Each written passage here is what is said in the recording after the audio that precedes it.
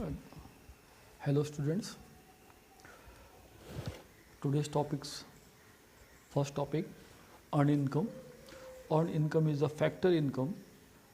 Factor income means land, labor, capital, entrepreneur when the income is earned by providing these factor services to the entrepreneur or the firm. He pay remuneration to these factors in the form of rent, wages, interest and profit.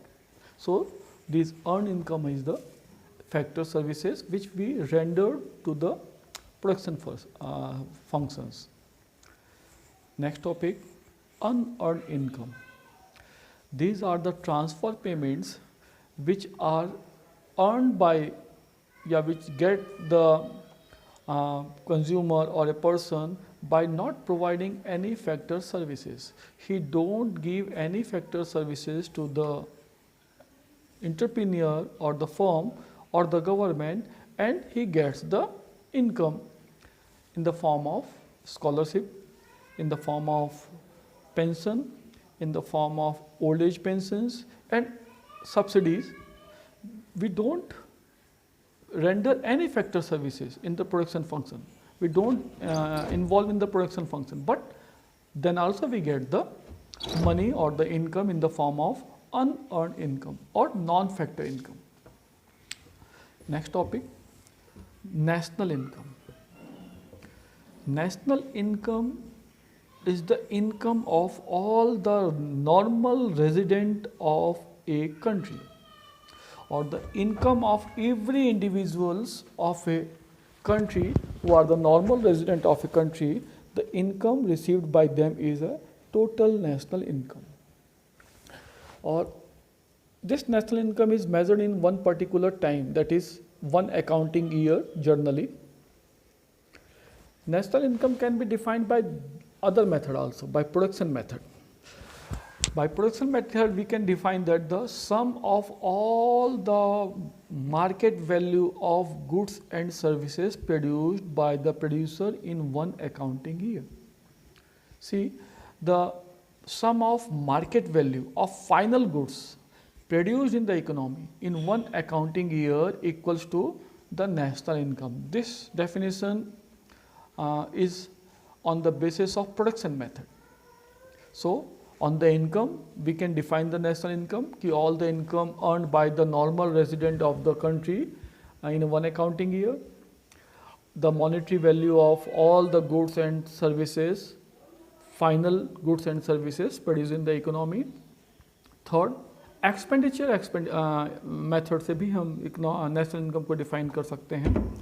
All the consumption expenditure made by the consumer on the final goods is the national income. So national income can be defined by three methods: income method, production method or consumption method. But the national income remains same, either we calculate by any mode. The next topic is national income accounting. National income accounting is the method of calculating the national income. This accounting is done by three methods: income method, that is next production method, that is a value added method, and third is consumption expenditure method. Here it should be noted that the income remains same, either we calculate by any mode. In the three modes we can calculate the income, but there should be no double counting, and the national income remains same either by any method. The next topic comes as a real income and monetary income. Monetary income is the monetary value of all the goods and services produced in the economy on the current year price. If we are calculating the 2020's national income, then the price of the goods or services will be considered of 2020 only. On the current year price, if we calculate the national income, it is monetary national income. But sometimes there is another national income, real national income.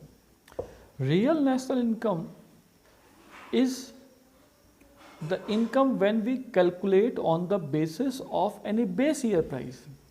Any base year price means any past year price like 2010, 2015, 2016.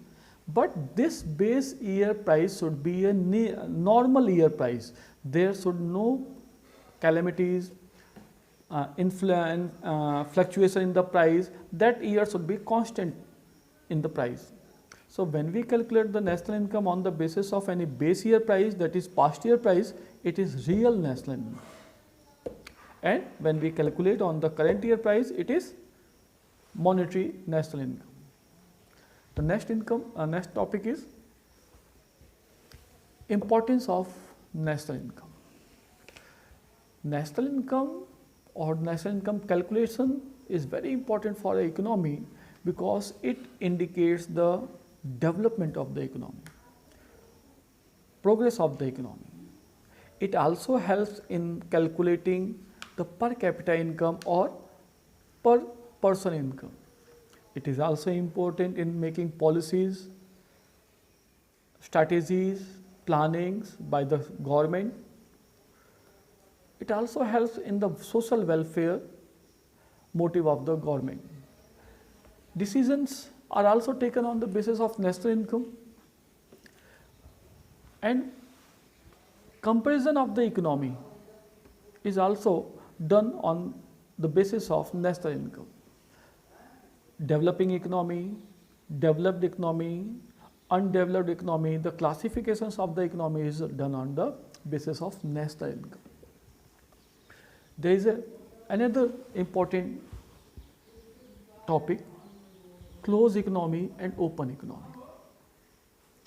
The closed economy concept is important, though it does not exist real in economy, but it gives the concept of domestic income. The closed economy is a type of economy which do not have any relations with the abroad, or we can say there is no import or export with the rest of world. Only domestic territories production functions are operating. There is no relation with the rest of world. No foreign income is coming or going. Net factor income from abroad is not included in the closed economy. It may be of 3 sectors, it may be of 2 sectors, but closed economy do not have any relation with the rest of world. Another type of economy is open economy.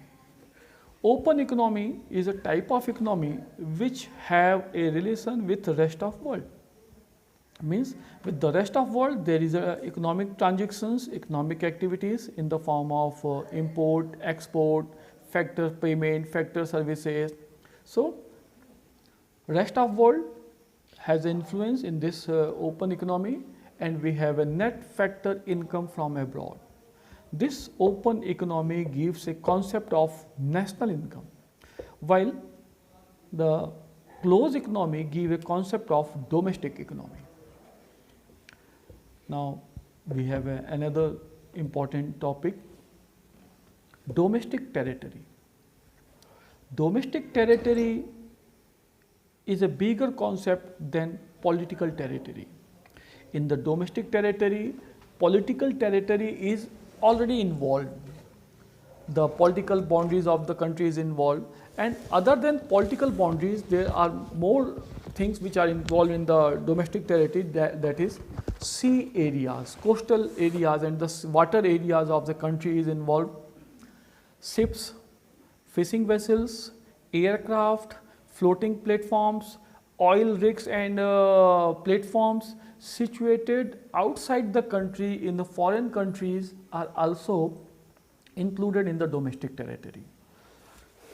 Bharat example, Bharat के जहाज, ships, aircraft, oil platforms, oil rigs, whatever are situated abroad in the other countries are also considered in the domestic territory. Other than this, there is one more thing, embassies, consultants, military establishment of a country situated in the other country are also considered in a domestic territory of a country. And More than this, there are another things which are involved in the domestic territories, like